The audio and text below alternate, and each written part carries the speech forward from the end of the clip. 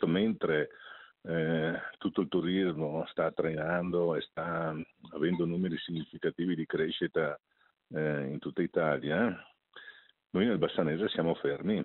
Il turismo tra le voci trainanti per il rilancio dell'economia, perlomeno nel resto del paese, dove per una volta le speranze si sono avverate. Altrove il comparto è in piena rinascita con percentuali di visitatori che segnano un aumento anche a 2 cifre. Già perché dopo anni di crisi anche gli italiani hanno ripreso a viaggiare, ben 3 milioni in più rispetto allo scorso anno, ma a quanto pare nessuno è venuto a Bassano. Io ho fatto anche un'analisi prendendo in considerazione 2003-2013 e ho notato che non c'è stato nessun tipo di aumento, c'è stato pari a zero.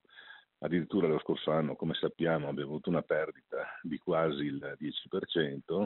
Bassano rimane indietro, eppure sul centenario della Grande Guerra avevano puntato in molti, eppure sul vicino altopiano di Asiago si registra il tutto esaurito.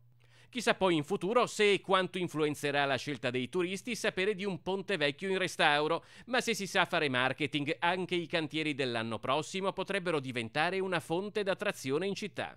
Anzi, una proposta che avevo fatto all'assessore Campagnolo era più questa, di poter far visionare il cantiere ai turisti, ecco che potrebbe essere un altro motivo di interesse.